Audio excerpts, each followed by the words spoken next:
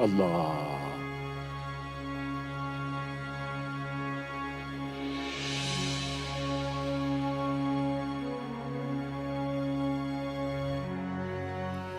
الأرض أجمل حاجة في الدنيا يا أولاد. شايفين الروعة؟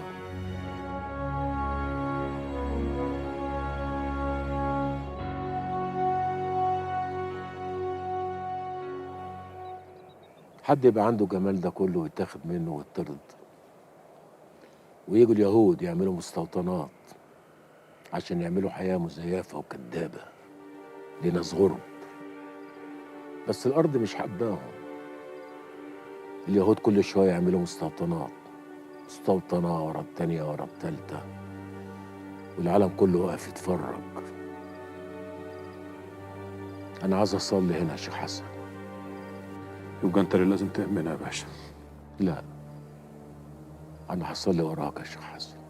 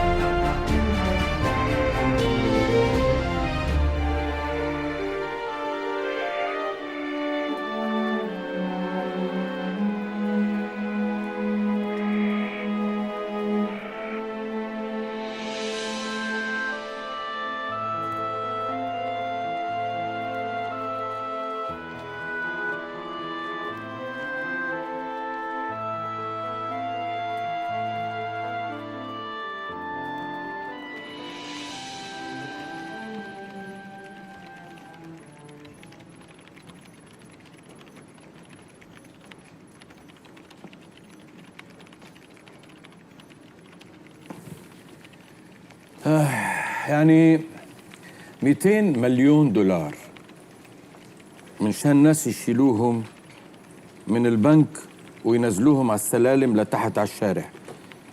كم من واحد لازم يكونوا؟ לפחות 11 אדון מנחם. ها؟ 11. 11. هاي فرقة كرة قدم. يعني كيف دخلوا على البنك وطلعوا من البنك وما حد شافهم؟ ايش يعني؟ لابسين طاقية الإخفاء؟ رافي دافيدوفيتش أدون مناحم.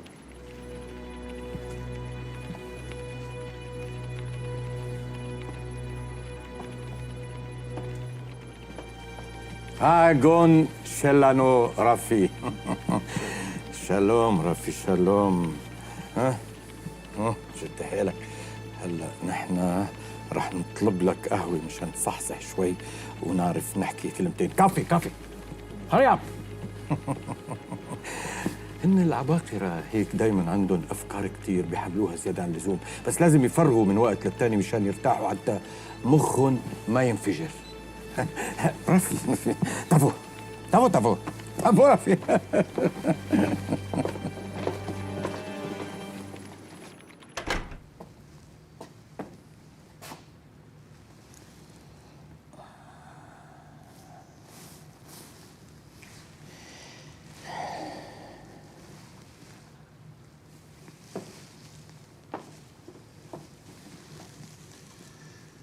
תשים לב לדבריי, חביבי. إذا كنت أنا بدي أدخل لجوات الخزنة تبع بنك لأمي، أنت برأيك مجرد رأي بسيط، إيش هي العوائق اللي ممكن تعترضني؟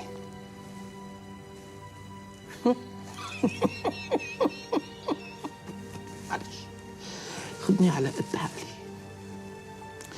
أنا دخلت لجوات الخزنة وتجاوزت كل العوائق الكهربائية وصفارات الإنذار وكل الأبواب المسكرة، ووصلت، تعرف ليش؟ وصلت للليزر تبعك. أدو مناخم، لا يمكن حد يعرف يدخل لغاية هناك، لأن الكود اللي مصمم بيه حركة أشعة الليزر معمول وفيه احتمالات عشوائية لا نهائية. يعني لو في ناموسة هتعوز تدخل هتتحرق فورا. الموضوع معقد جدا يا أدو مناخم. معقد؟ الموضوع معقد معقد معقد، يعني لو ناموسة هتتحرق فورا فورا. طب والكود ده معك؟ حتى أنا ما أعرفش أفكه. لو حاولت أفكه مش هعرف، لأنه هو بمجرد ما بيشتغل بيعيد ترتيب أوضاعه تلقائيا من نفسه كده. أدو مناخم، دي مش أي خزنة كده على الماشي وأي حد معدي يفتحها يعني. طبعا طبعا، بس في حد دخل لحد الخزنة، وصل لهونيك ووقف مفعول الليزر تبعك. انزلوها في شاري يا أدو مناخم، انزلوها في شاري.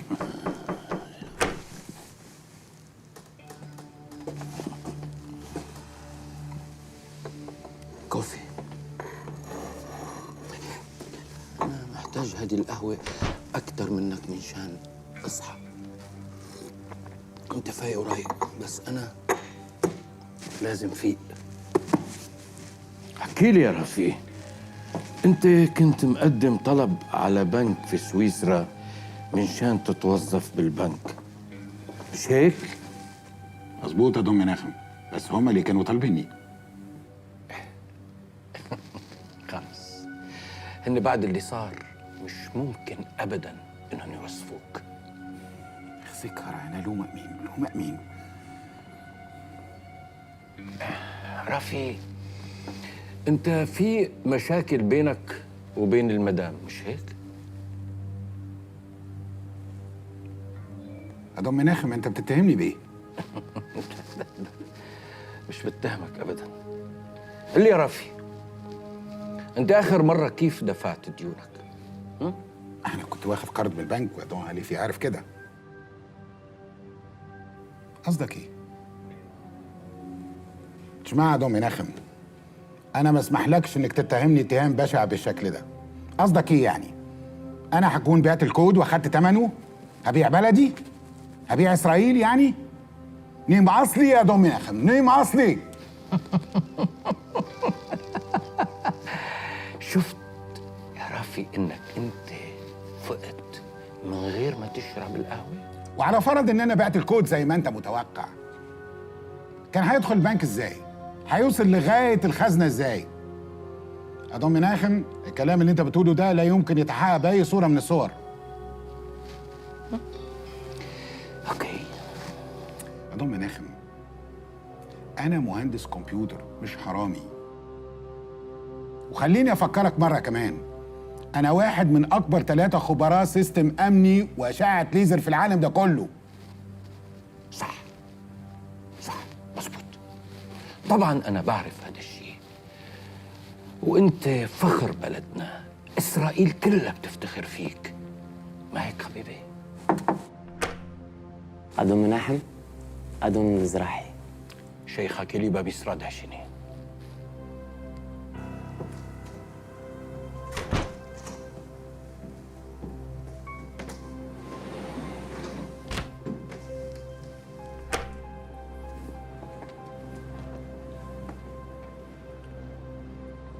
شالوم أدون مزرعي. شالوم أدون مناحم. تفضل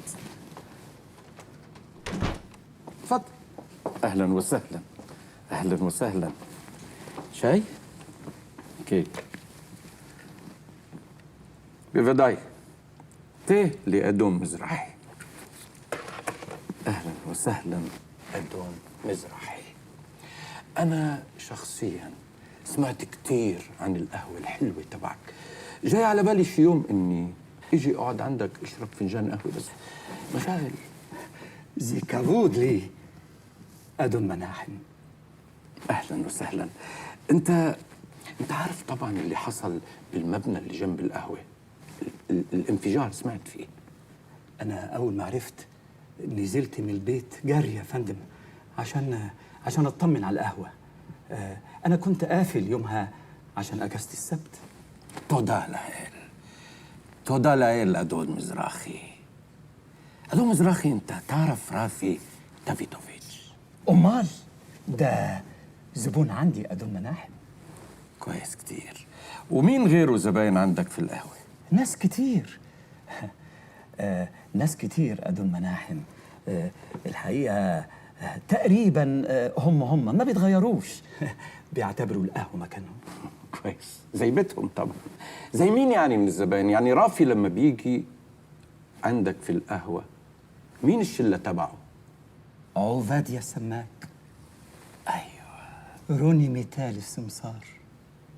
كويس كتير. أدون ناجي عطلة المصري. مين ناجي عطلة؟ ناجي عطلة. ناجي عطلة هو اللي كان الملحق الإداري بالسفارة المصرية، عمل شوية مشاكل بعدين هو استقال أو مشوه. أيوة، أدون مناحم. بس صدقني كان راجل كويس قوي. كان بيعمل روح للقهوة. بعد ما مشي افتقدناه. هو مصري صحيح، لكن كان بيحب إسرائيل كتير.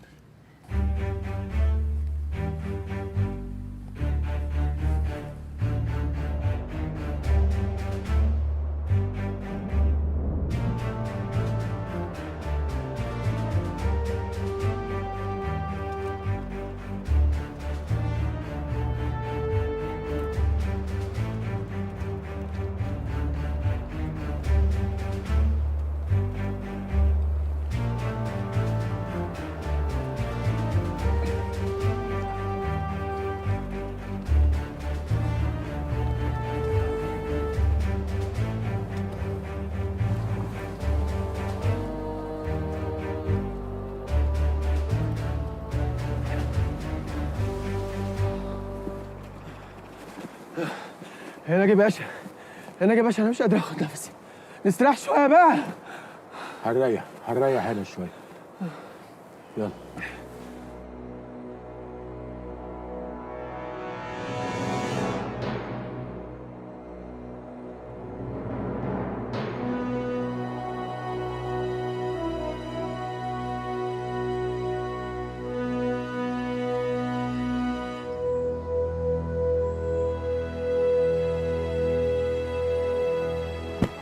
الجماعة بيسلموا عليك يا حجة فاطمة وبعتوا لك الأمانة هي.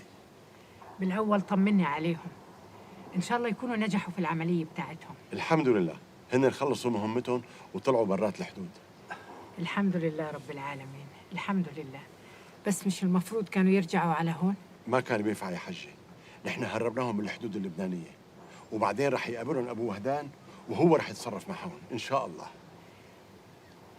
يا رب، يا رب يوفقهم.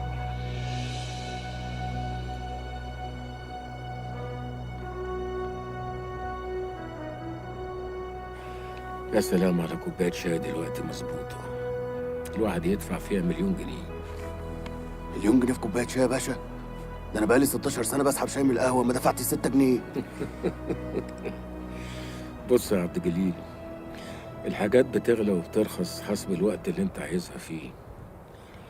يعني الملايين اللي معانا دي اللي احنا نايمين عليها وعاملينها مخدات دلوقتي ما تسواش حاجه، بس لما نرجع مصر ان شاء الله بالسلامه حياتكم هتتغير كتير. بقول لك ايه يا باشا، دلوقتي احنا كل واحد فينا عارف هيعمل ايه بالفلوس. سعادتك بقى ما قلتلناش هتعمل بيها ايه؟ الحاجه الوحيده اللي ما عملتش حسابي فيها بعد ما هاخد الفلوس دي هعمل بيها ايه؟ تعيش بقى يا باشا وتدلع نفسك. استغفر الله العظيم يا ربي من كل ذنب عظيم. انت يا اخي مش هتتصلح وتتعدل خالص. بس بقى يا شيخ حسن بقى، وانا قلت نخالف الشرع؟ يعني انا لو مكان الباشا كان زماني متجوز 4 وقاعد بغير فيهم. ما دام قادر ايه اللي يمنعني؟ ربنا يهدي. ساعات يا ابراهيم كنت اسال نفسي، الناس المليونيرات اللي عندها فلوس كتير قوي دول بيعملوا بيها ايه؟ لما الفلوس جت السؤال بقى اصعب. عايزين تعرفوا رأيي ايه في الموضوع ده يا ناجي بيه؟ قول يا نضال. أنا رأيي إن الفلوس دي ما تتقسمش، وكل الدولارات اللي معانا دي نعمل بيها مشروع ضخم، وحضرتك تبقى رئيس مجلس الإدارة واحنا شركاء فيه. ايه رأيكم في الاقتراح ده يا جماعة؟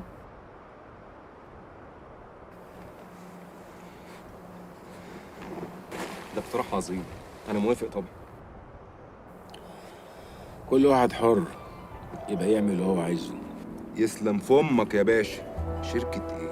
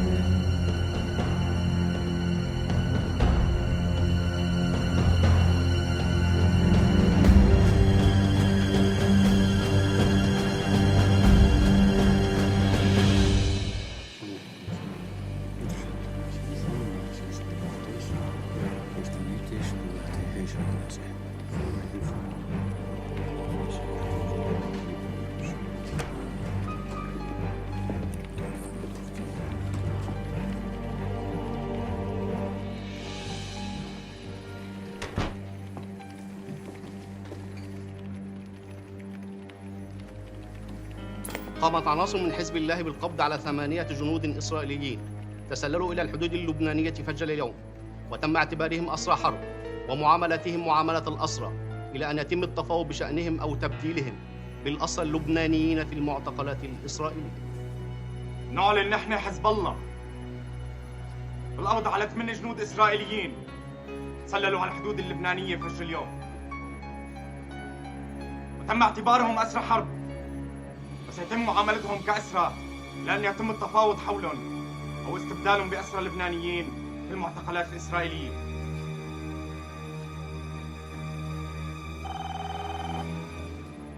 الو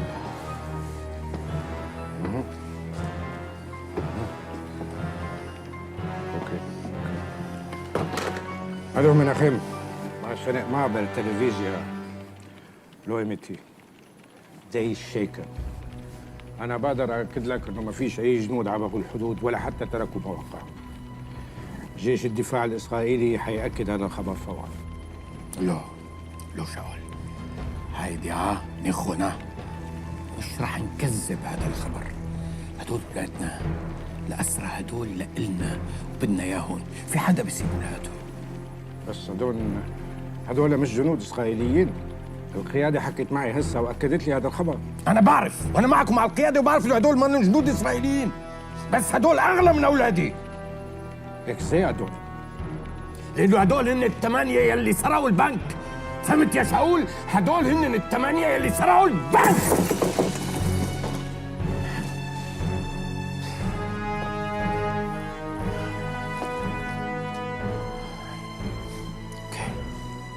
اوكي شاول، روح انت ارتاح هلا ساعتين. يلا اتركني لوحدي. اسمع، خلوا لي رافي.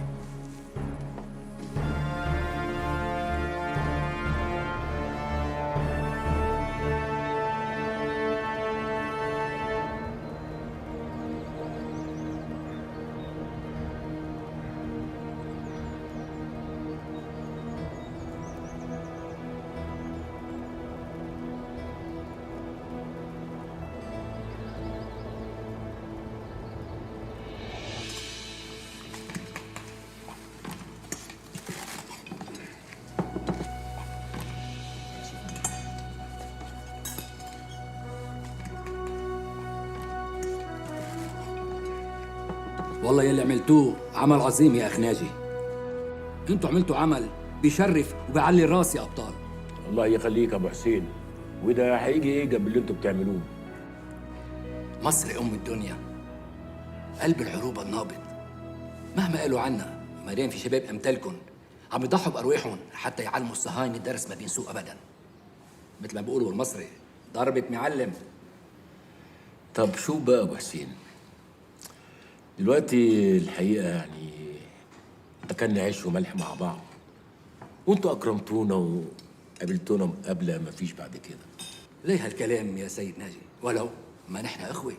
طيب يبقى كل واحد في قلبه حاجة يقولها للتاني عشان النفوس تبقى صافية. اتفضل قول يا أخ ناجي. مصر، مصر يا أبو حسين، مصر هي اللي طلع روحها 60 سنة وهي بتحارب، واقفة لهم زي الأسد وشايلة القضية فوق دماغها. مصر هي اللي عبرت في 6 أكتوبر وانتصرت ودافعت عن كرامة الشعب العربي كله. مصر اللي شقيت وتعبت وضحت بشباب زي الورد. طب تقولوا عليها انها باعت القضية برضه؟ ده احنا فرحنا لكم وهتفنا لكم والشارع كله كان معاكم لما نزلتوا الصهاينة تحت الأرض 35 يوم في ملاجئ زي الفئران. اللي يشتم مصر عمره ما يكبر مهما عمل. مصر هي الأم، واللي يشتم أمه هو اللي خسران. مصر، مصر يا أبو حسين، مصر هي اللي طلع روحها 60 سنة وهي بتحارب، واقفة لهم زي الأسد وشايلة القضية فوق دماغها. مصر هي اللي عبرت في 6 أكتوبر وانتصرت ودافعت عن كرامة الشعب العربي كله. مصر اللي شقيت وتعبت وضحت بشباب زي الورد. طب تقولوا عليها انها باعت القضية برضه؟ ده احنا فرحنا لكم وهتفنا لكم والشارع كله كان معاكم لما نزلتوا الصهاينة تحت الأرض 35 يوم في ملاجئ زي الفئران. اللي يشتم مصر عمره ما يكبر مهما عمل. مصر هي الأم، واللي يشتم أمه هو اللي خسران. مصر بقلوبنا وما حدا بيقدر ينكر على مصر يلي عملته. انتوا بلشتوا بالخطوة يا أخ ناجي، ونحن حنكمل النضال وراكم حتى تضل راية العرب والمسلمين مرفوعة دايما. بس كيف فكرتوا بهالفكرة الجبارة وكيف قدرتوا نفذتوها؟ ولك يسلم الشباب ويسلم الوطن. الله يخليك يا عم الحاج. ده إبراهيم لبلب في اللغة العبرية، ده اللي كنا ماشيين بيه في تل أبيب.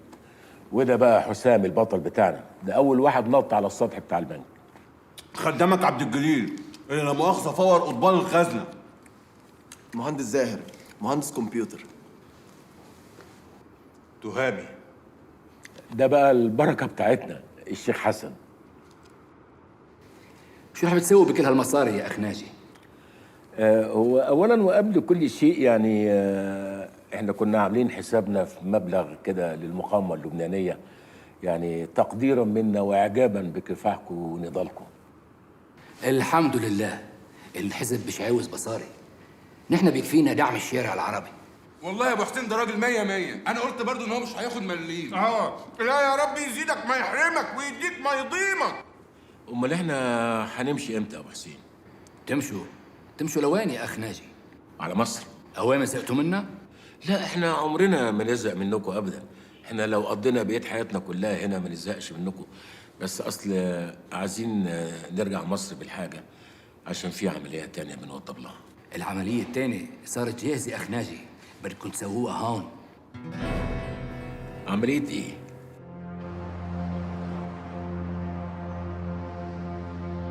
سيدات وسادة، إليكم هذا النبأ العاجل.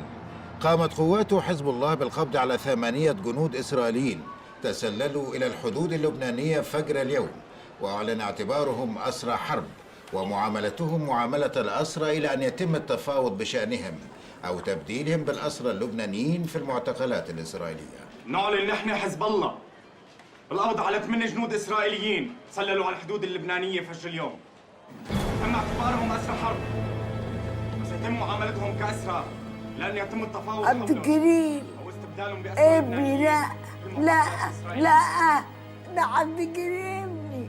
يمين طلاق بالثلاثة يحزمني في نار جهنم يوم القيامة إن ده عبد الجليل ابني.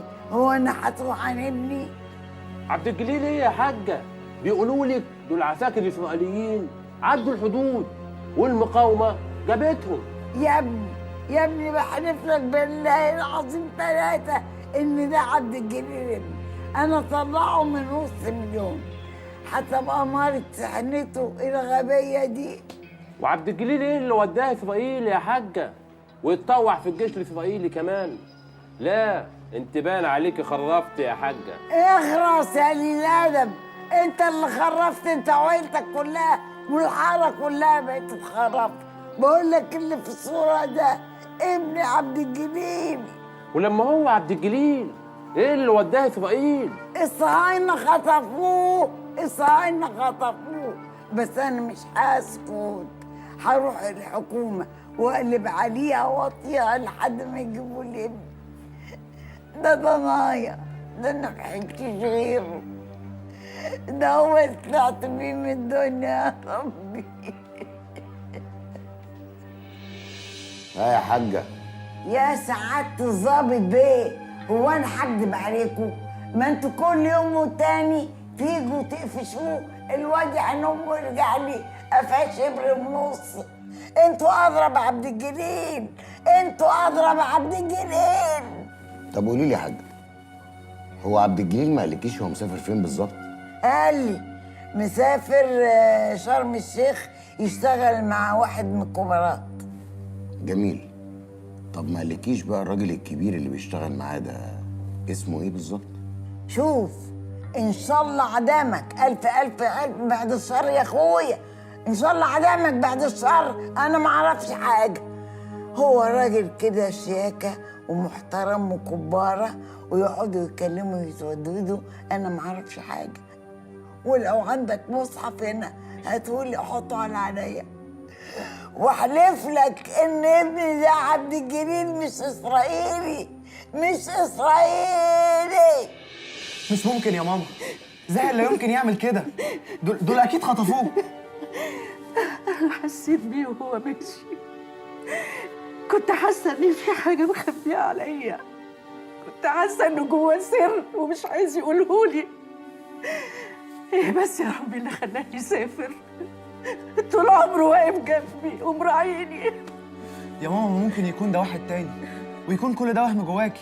انا هنزل شرم ادور عليه وان شاء الله هلاقيه. لا ما تسيبنيش اتراخر، انا مش ناقصه.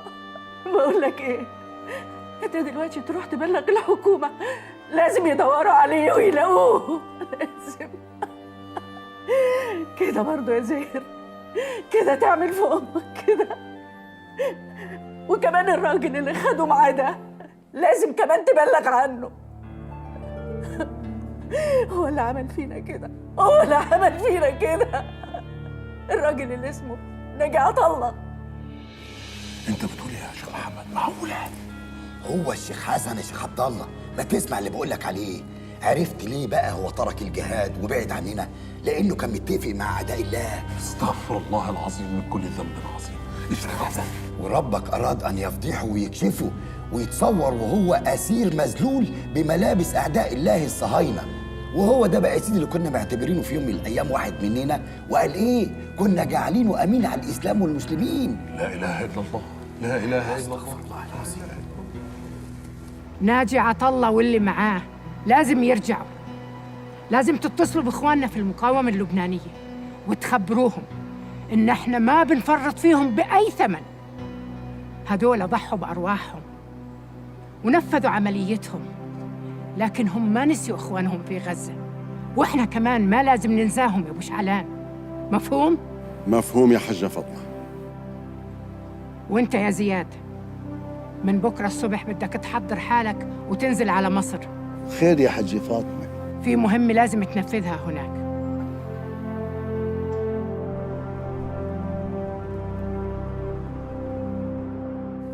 مثل ما بتعرف يا أخ ناجي، لما اعتقلناكم ما كنا بنعرف مين أنتم. صورناكم وأعلنا عن أسرة 8 جنود إسرائيلية. كويس. إسرائيل هلأ بدها إياكم بأي ثمن. الله، دول بيتلككوا بقى. طب ما تردوا انتوا كمان تقولوا لا، ما عندناش عساكر ولا حاجة والموضوع كله أونطة. بيرضيك المقاومة تطلع كذابة يا أخ ناجي؟ وين المصداقية؟ ما في حدا بالشارع بده يصدقنا بعد هلأ. أبو حسين ما تجيب من الآخر. انتوا ناويين تسلمونا لإسرائيل؟ ليه بتقول هالكلام يا أخ ناجي؟ والله عيب. نحن معكم قلبا وقالبا، وهيدي المصاري اللي معكم رح نأمن طريق لوصولها لغاية مصر، وبتوصلوا إن شاء الله سالمين غانمين. انتوا عايزين مننا إيه بالظبط؟ شوف يا أخ ناجي، بالسجون الإسرائيلية في مئات اللبنانيين والفلسطينيين المسجونين هونيك. إذا المقاومة أسرت واحد إسرائيلي ممكن نبدله ب50 أسير عربي. كيف لو كان عندنا 8؟ شوف كم عائلة رح نفرح إذا رجعنا هالمأسورين من المعتقلات الإسرائيلية. هذا بيرجع لزوجته وولاده، وهيدا لبيه وهيدا لأمه. طب ما هو الشباب اللي معايا دول برضه الحلوين دول كل واحد فيهم عايز يروح لبيته والأم. بعرف كل واحد حيرجع بإذن الله. نحن أعلنا عن 8 صهاينة، بدنا 8 صهاينة بس. 8 صهاينة؟ ودول أجيبهم من إيه؟ أنا واثق لو فكرت شوي يا أخ ناجي أكيد رح بتلاقي طريقة. يلي بيدخل تل أبيب مع رجاله وبيقتحم أكبر مصرف هونيك وبياخد المصاري وبيجي لهون، هالعملية بيعملها بصبيع إجرائي. أنت عايزني بعد اللي عملته ده كله أرجع تل أبيب تاني؟ وليش تل أبيب؟ الكيبوستات، المستوطنات اليهودية بتبعد 3 ساعة من هون. ودي بيدخلوها إزاي؟ والله عيب، عيب هالسؤال السخيف من بطل مثلك يا أخ ناجي. حالة من القلق الشديد تسود المنطقة بعد إعلان إسرائيل الحرب على حزب الله إذا لم يسلم الحزب الأسرى الإسرائيليين 8. وفي الوقت نفسه يطالب الحزب بالإفراج عن 500 أسير في السجون الإسرائيلية في حالة ما إذا تم التفاوض بشأن تبادل الأسرى بين الطرفين.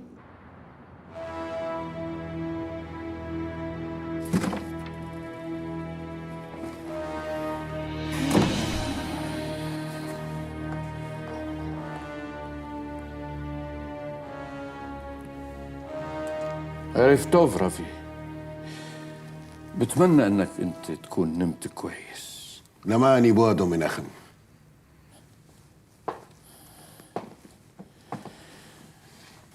شوف يا رافي، العصبية بتوصل للحماقة. انت بتعرف انه الواحد لا يمكن يكون مخه صافي وينام كويس إذا أكبر بنك بإسرائيل انسرق. كلياتنا مننا اليوم. وأنا إيه علاقتي بالحكاية دي يا دكتور؟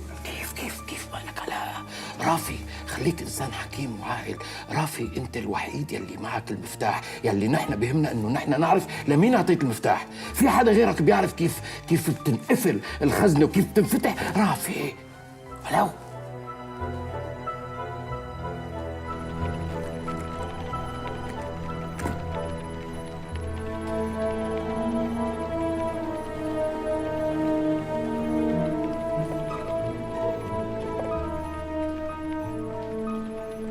مين هدول يا رافي؟ أكيد أنت بتعرفهم أو بتعرف شي حدا منهم. شايف هذا الرجال الطيب يلي واقف بالنص؟ طلع منيح، هذا اللي ما له عينين. زومين شاول، زومين.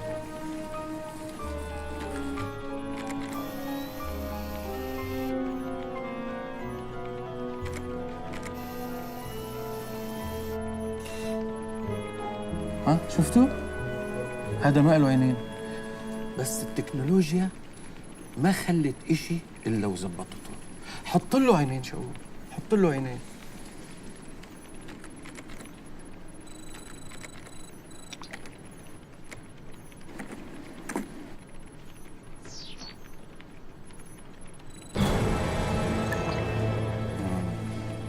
واضح. مين هاد؟ ميزه رفيق. زي ناجي بيه عطله. عليك نور، برافو ناجي بيك عطله. هو كان ضابط بالجيش الاسرائيلي شيء؟ لا، ده المحامي الاداري بتاع السفاره المصريه. طيب ليش لابس ثياب ضابط بالجيش الاسرائيلي؟ انا ايش عرفني يا دومينيخ؟ بتساله؟ انا اساله؟ حاضر هساله، هكلمه بالمصري كمان. مستر نجي عطله، ممكن اعرف حاجه؟ حضرتك ليه لابس هدوم الجيش الاسرائيلي؟ ما بيجاوبش، سمعتنيش؟ يا ده ما بيجاوبش.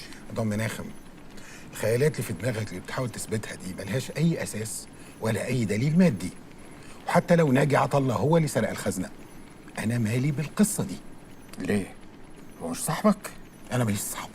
انت امتى اخر مره شفته فيها؟ في القهوه، ما كنتش لوحدي. ناجي عطله ده كل اسرائيل بيعرفوه يعني. روني ميتال السمسار وعفادية السماك ومزراحي، ناس كتير جدا. صحيح والله ما كان ناقص غير انه يرشح نفسه على الانتخابات الاسرائيليه، بس هو ما له بالسياسه، شاف البزنس احسن له بكتير، دخل البزنس من اوسع ابوابه، دخل البزنس لحتى وصل للخزنه تبعك 200 مليون دولار شفطهم. بس اكيد هو ما كان لوحده، كان له شركاء يا حبيبي، واكيد انت كنت واحد من اهم الشركاء معه، انت اهم شريك عنده، صح؟ معقول يا رفيق؟ معقول؟ هذا بنك ليومي اهم بنك باسرائيل انسرق. نحن انسرقنا يا رافي ب 200 مليون دولار، ونحن بنعرف مين اللي سرق البنك، لا قادرين نعرف هو وين ولا قادرين نجيبه. بيعجبك هذا الحكي؟ بيعجبك؟ هي اسرائيل يا رافي، اسرائيل بلدك. فكر منيح انه اسرائيل بلدك يا رافي.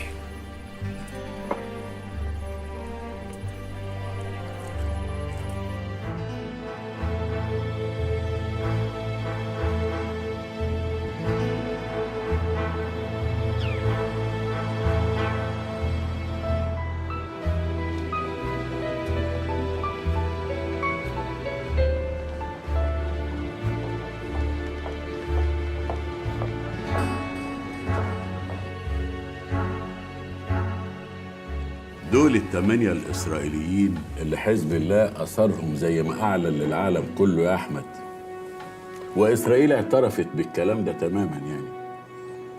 يعني إحنا كمان عارفين إن الأولاد مصريين.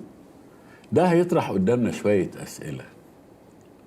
ليه إسرائيل اعترفت إنهم إسرائيليين؟ وليه حزب الله اعترف إنهم إسرائيليين؟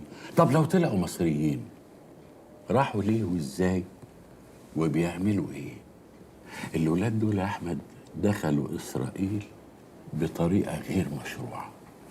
والله يا فندم الولاد دول اول مره يروحوا اسرائيل، انما الراجل اللي في النص ده ناجي عطله، وده كان الملحق الاداري بتاعنا في السفاره المصريه في تل ابيب.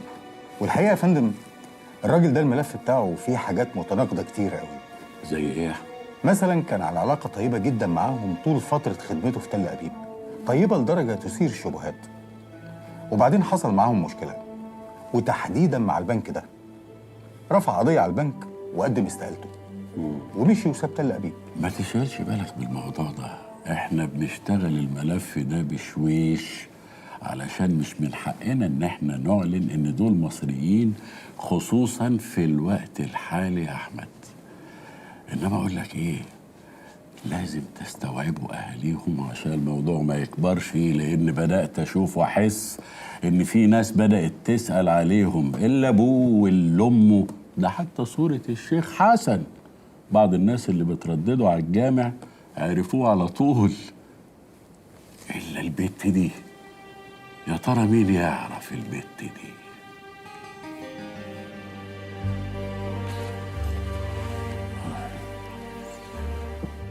كوريم لاهاني ألدن، يهودية إسرائيلية، كانت في جامعة تل أبيب وعضوة في نجمة داوود الحمراء. أنا بعرفها منيح واشتغلنا معاها أكتر من مرة. إسرائيلية. إيش اللي لمها على هدول الجماعة وكيف تعرفت بناجي عطلة؟ علاقتها بناجي عطلة ما كانتش منيحة، كانوا دايما على خلاف. رجال هاد أنا كتبت فيه تقارير أكتر من مرة، بس ما حدش التفت في القيادة لما أرسلتها. يوسي، أنت إيش علاقتك بقيلة مرت رافي دافيدوفيتش؟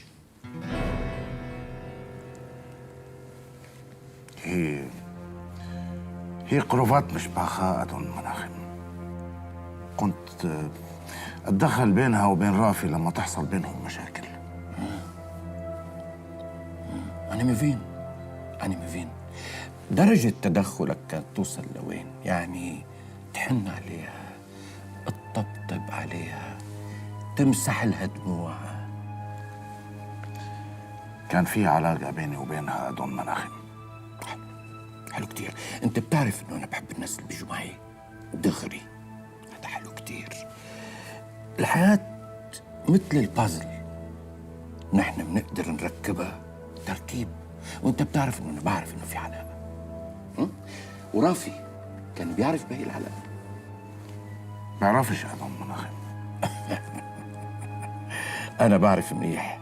رافي كان متأكد انك انت على علاقة مع مرته وكان بده ينتقم، بس قبل ما ينتقم منها بتعرف يا يوسي من مين انتقم؟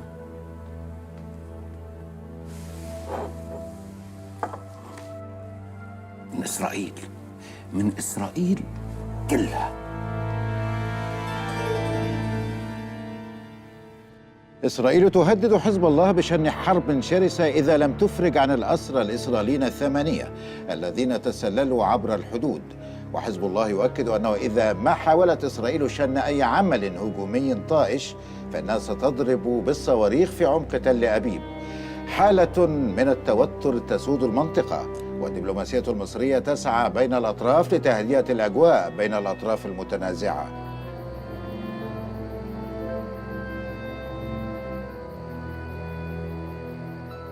هيدي الخرايط قدامنا أخ ناجي. هيدا لبنان، وهيدي إسرائيل، هيدي هضبة الجولان، وهيدي مزارع شبعة، وهيدا الخط الأزرق يلي رسمته الأمم المتحدة عام 2000. مزارع شبعة أرض لبنانية بس حط عليها إيدها إسرائيل مثل ما بتعرفوا. وهون في تجمع جنود إسرائيلية بين جبل السمان وجبل الرويس من الشمال ووادي العسل من الجنوب. وهون في مزرعة اسمها فشكول يلي رح تعملوا فيها العملية. فشكول تحت السيطرة الإسرائيلية.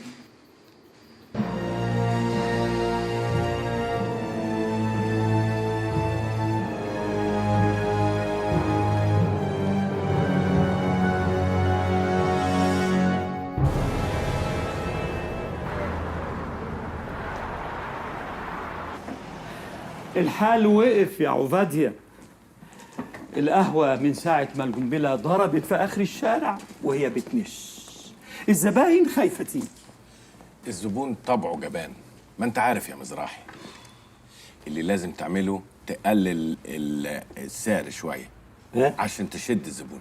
أقلل السعر أكتر من كده يا عبادية؟ ده ناقص إن أنا أطلب لهم الطلبات وأحاسب لهم. عارف عبادية، أبويا كان عنده محل كافيه في مصر، وكان أيامها الحرب شغالة والضرب والغارات طول الليل وما كانش يقفل المحل. ولما الإنجليز كانوا يعملوا حظر تجول كان المصريين ينزلوا ويسهروا ويغنوا كمان. مزراحي إفوها حبري الوعدية. روني ميتال قاعد في البيت خايف. رافي أنا ما أعرف هو فين. هاني إلدن اختفت وما بقتش تيجي المحل لا هي ولا زملائها من الجامعة. ما هو المحل عندي نفس الشيء. الحل من بعده. هي لما بتقفل كله. ألو؟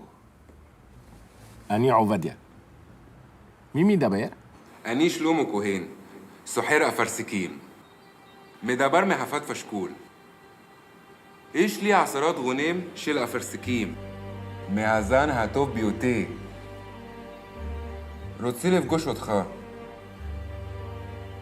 كدي لدبر على محير لو حبيبي يشميتون هشوك لو يزبول كموت كازو شن اللي كساف لسلم لخا بن زمام عخشاف إنيني معونيان لكبيل بن زمان قاعد هسحوراه ما أحرجت مخور شالين بعت تقيم لخا شمعتي شاتخاتو حير يسر لخين دي بارتي يتخا كمات شالين لو زيلو كدايو عفادية عايز ياخدهم كلهم وبالقسط $5000 ابن الحرامية. اوكي يا عفادية فاني مسكين نبقى بجيش من مساعدات فشكول محارب ابوك بشعات تشع تزيق رافون شالوم عفادية. شالوم شالوم. وشك انشرح. الظاهر التليفون ده جايب لك خبر كويس. لا والله يا مزراحي، ده تاجر من فشكول عنده شوية خوخ بايظين عايز يلبسهم لي. أما نشوف.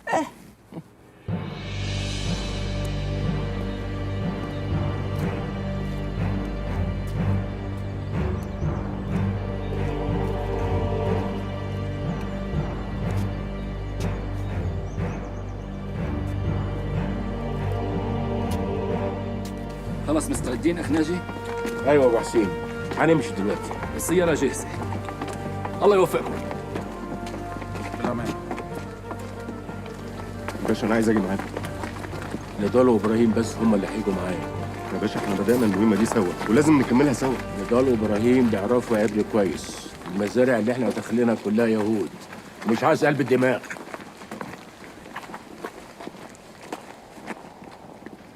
ايه يا عم الحاج؟ انت بتغير ولا ايه؟ احنا رايحين نجيب اسرى مش رايحين كارفور. اغير ايه يا ابني؟ ايه الكلام الفاضي اللي انت بتقوله ده؟ انا كنت شريك في العملية دي من الاول ولازم يبقى لي دور لاخر لحظة فيها. ما خلاص دورك خلص يا ابو الكباتن، اللي نط وخلصنا، وانت عشان نطيت 2 متر هتفلق لنا دماغنا. اللعبة دلوقتي عايزة شاب زيي، عايزة واد معاه لغة كده ياخد ويدي في الكلام. انت عارف الباشا اختارني ليه؟ اصل احنا رايحين نجيب 7 دكورة ونتاية، هو بقى جايبني عشان اجيب له النتاية دي. استغفر الله العظيم من كل ذنب عظيم. يا اخي نبقى في المحنه دي وتفكر في المعصيه. معصيه ايه يا شيخ حسن؟ ما تخليك محضر خير، ده بدل ما تدعي لنا ان ربنا يوفقنا. ربنا يهدي.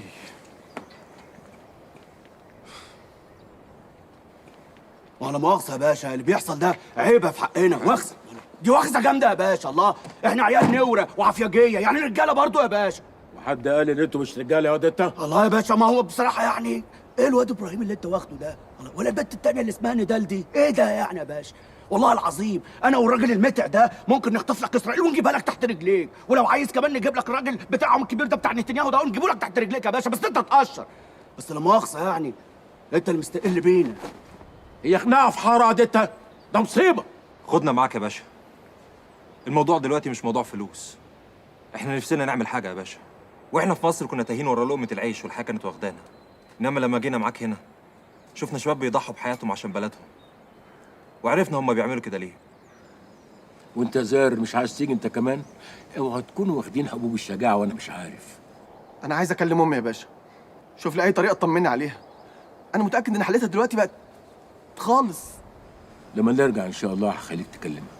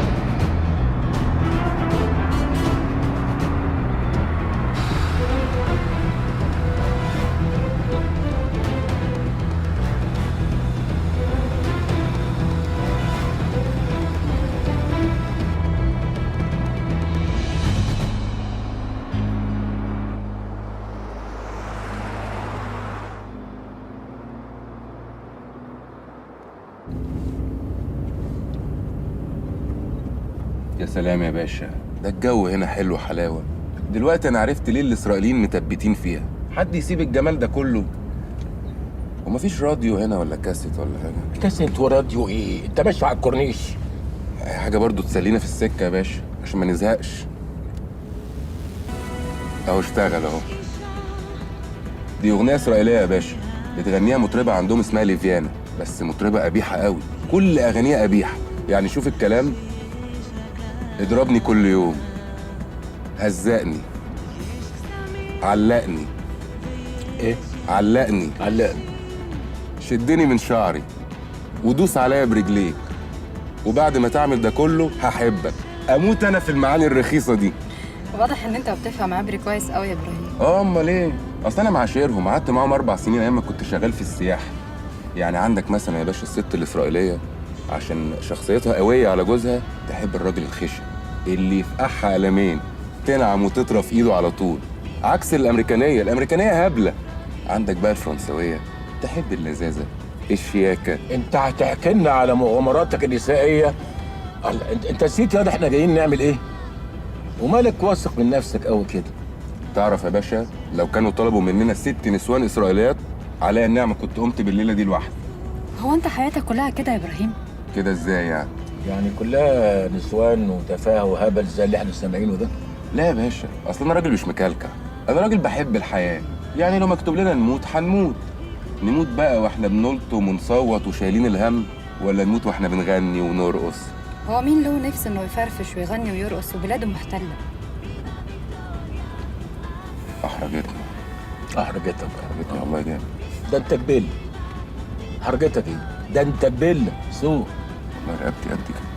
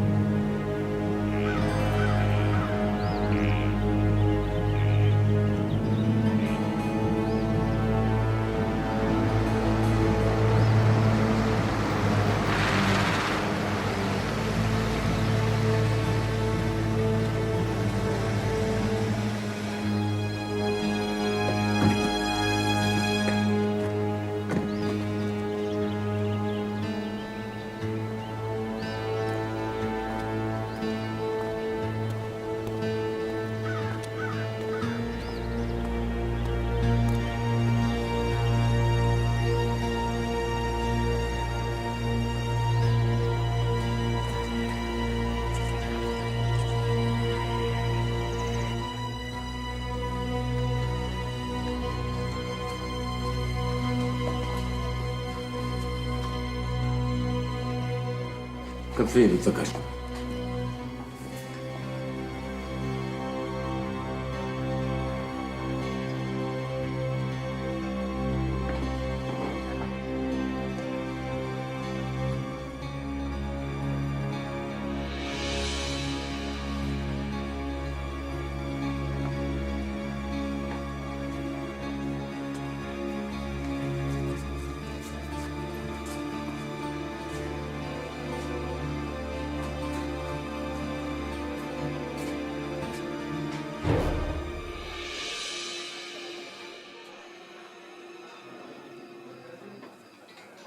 مستر ناجي؟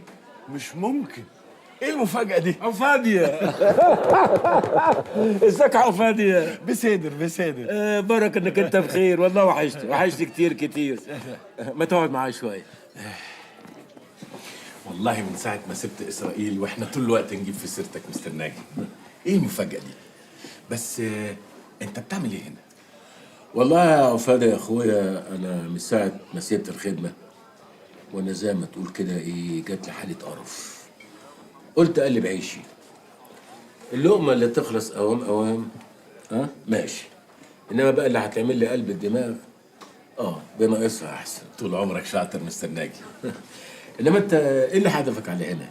والله في تاجر خوخ عنده 10 طن وعايزني اشيله، واداني ميعاد هنا. شلومو كوهين. الله، هو اتصل بيك انت كمان؟ اوعى تعلي عليا يا مستر ناجي، احنا اصحاب. معقول اعلي عليك برضه؟ ده انت حبيبي. وبعدين انا ما اقدرش اعلي عليك لسبب بسيط جدا. ايه؟ انا شلومو كوهين. اسمع يا فادية، انا جات لي هنا لقمة عيش اكل منها الشهد، وانت عارفني ما اقدرش اكل لوحدي عشان ما اصبرش، عشان كده فكرت فيه. انت حبيبي مستر ناجي. واخبار الناس ايه في تل ابيب؟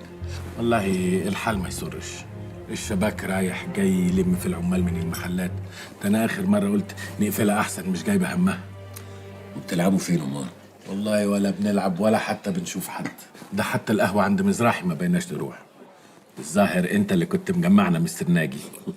انما ايه البيزنس اللي انت عايزني فيه؟